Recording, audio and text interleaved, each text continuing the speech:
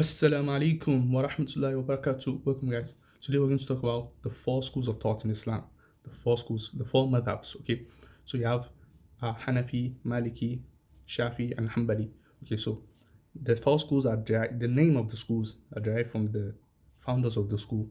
Okay, so people might say they are not really the founders, but the students that carried on to develop the schools are from these scholars. Okay, so the Imams, the four Imams, Abu Hanifa, where the Hanafi came from, Imam Malik, the Maliki school, Imam Shafii, the Shafii school, Imam Ahmad, uh, the Hanbali school. And guess what? Imam Abu Hanifa is very early on, like the first century. He was from, like the first century after Hijrah. Really, very early on in Islam. Okay, that's Imam Abu Hanifa, and even Imam Malik is right around that time also, very close.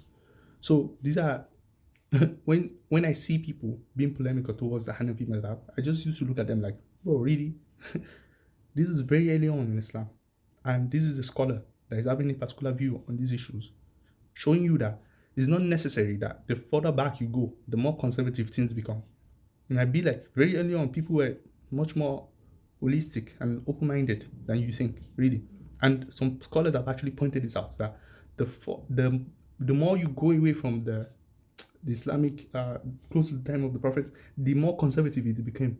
Really, they said when it during if you go back enough, you see that people were much more lax and open, and it wasn't so structured like that. But the more you go further from it, you see how it became much more structured. So even from the four Imams, if you read the works of Imam Abu Hanifa compared to the works of Imam Malik, compared to the works of Imam Shafii and Imam Ahmad, you will see that it became much more kind of, should I say, strict, but not necessarily strict, but much more rigorous. Okay. So anyway, these are the four schools. What are the four schools? The four schools, let me tell you, it's simple. One word: principles. Okay, all based on principles. Just like every other field of study in Islam. For example, there's fiqh, jurisprudence, there's hadith studies, and then there's which one is theology? Theology, okay. So akida and stuff like that. So the muhaddisun, these people they study hadith. They also have principles. Imam Bukhari's book is a book of principles. He has a set of principles that he used to filter out some hadiths, and some will make it, some will not make it. Those principles are novel, they are new. He gave those principles, and people agree with those principles that this is good to filter out those hadiths. All these other hadith books, they don't have the same principle as Imam Bukhari. That's why they have their own collection. So you see, Ibn Majah, even Imam Muslim, even though they are similar, very close, but he has his own principles. That's why. So I'm just showing you that it's all based on principles. So if you want to study any of these things, just go and study the principles, because that will be the presupposition. When information comes in, what comes out will be based on the principles. So the four schools, each one of them have principles that are not identical, not necessarily mutually exclusive, meaning they are very close, but sometimes they just, for example, do we use analogy or not? How much analogy can you use? Those kind of questions, like for instance, uh, if you say intoxicant is haram, is it intoxicant that is haram, or is it khamr? Is it alcohol that is haram? What if something intoxicates but it's not khamr? Those kind of questions, should we generalize it? What about animals? Like, which animal can you eat? There's a principle that everything is halal unless we have a explicit statement that is haram. That kind of principle. You see that how many things can be allowed to, you will be able to eat so many things. For example, the Maliki, they can eat like some kind of stuff that you as a Hanafi or some other schools be like, how can you eat that? That's haram. They will even think it's haram. But this is what is happening. They have a principle that they are using. So each one of the schools have their own principles, and they use it once the tradition, Quran and Sunnah. This is why I told you, don't ever use that rhetoric against the format of that. Hey, you are not following the Quran and Sunnah. Don't do that. It doesn't make sense. They were using the Quran and Sunnah and tradition that is even close to the time of the Prophet. Do you understand that? So if you see Imam Abu Hanifa is very close to the time of the Prophet, around the first century, and that's tradition right there. It can literally talk to people that might have met Sahabas and the tabi'in, he literally met those people. Do you understand? So he has tradition, he has Quran, and he has Hadith. So don't, you cannot say he doesn't have this. So, but he has principles that those things. How do we implement them in jurisprudence? How do you do this? So those are the four schools. Now, is there a fifth school? The what's it called? The Salafis, are they a fifth school? That's another question that I will address here. So me, I think the Salafis are another school, and some scholars have started pointing this out that the Salafis are just the fifth madhab. Maybe they should become the fifth madhab, because you guys also have some set of principles, okay? And but you want to make it the only view. That's the problem. You want to make it the only view that this is the right view. There's nothing like that. And the four madhab, they have been, for the majority of the Islamic period, they have been the orthodox. The four madhabs, they have been the majority of most of all these caliphates, all these empires. They had a particular school of thought they are using. Every time it's always like that. Okay, until today you still find that. For example, you see all those Pakistan area, they are Hanafi, and if you look at Africa and those areas, they are Maliki, and many things like this. Anyway, so the point is that it's all principles. Now, when we are talking about principles, that's why it doesn't make sense to be too polemical, because what you might think is necessary. For example, the case of qiyas analogy, you might think we cannot do qiyas here, and the other person says we can, and don't make things too hard, because if you want to make it that hard, and then interpretation, when it start getting deeper, that's where the differences come. Okay, so to me, you cannot say one school is wrong necessarily. Okay, you can choose a particular school that you agree with. Okay, but what I see sometimes is some people want to make value judgments. And given my background as a Salafi, I was a Salafi. So there's this is the most correct opinion. I started thinking about that recently. What do you mean the most correct opinion? So you look at the four schools and you say, this is the most correct opinion.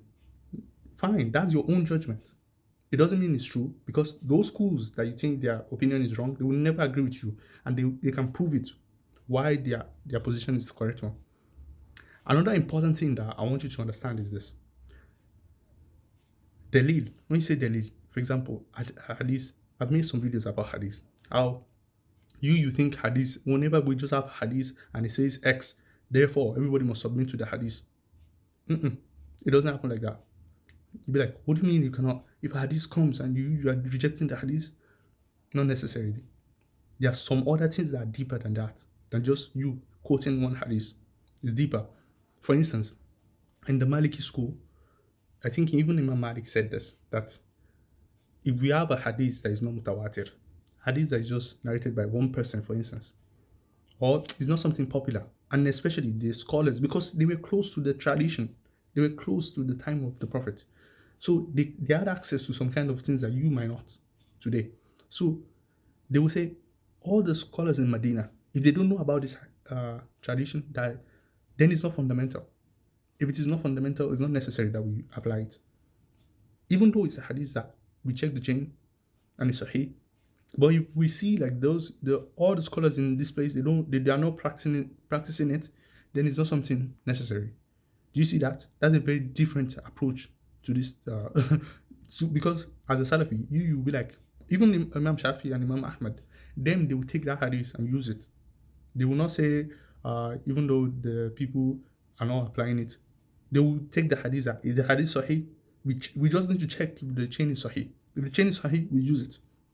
But that was not the view of the earliest ones, like Imam Malik and Imam Abu Hanifa, for instance. They had the much more, for example, Imam Abu Hanifa school, they called them Ahlul Rai, the people of opinion, because they were much more, how will I say, soft. They were much more understanding in a way, like, how will I say this? They were not strict. So they would take some laws and then they would try to understand it in a broader way. And they use qiyas. They use qiyas a lot. So if, remember that one, I think this one about, let me give you a good example. Zakatul Fitr. After Ramadan, you have to pay Zakatul Fitr. Can you pay it with money or not. We have this kind of mood. There's this kind of measure stuff that we use to measure rice or something you want to go and give people. Do you have to literally give that, or you can just give money? That's the question. And different schools will come to different conclusions. And even the Salafis, they will come in and say, for instance, you cannot give money. Some will say you cannot give money. But the Hanafi school says you can give money, because the whole point is to just give money. The whole point is not measuring it literally like that. You can do that too, but you can just pay somebody money. It's also okay. Equivalent to that.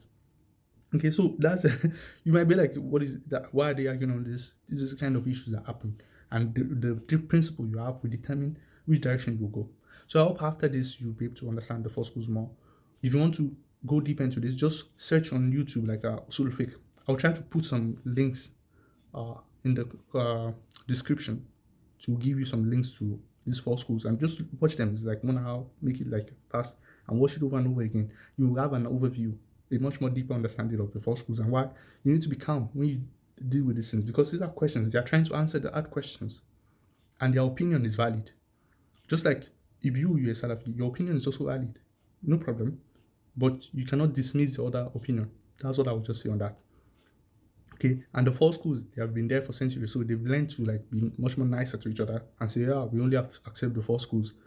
But there were many other schools. By the way, before we end this, there were many other schools that existed, and they didn't just become popular enough. Okay, I think even the people that take things literally, what do they call them? I think it has even a school on its own. The literalists. What do they call the literalists again?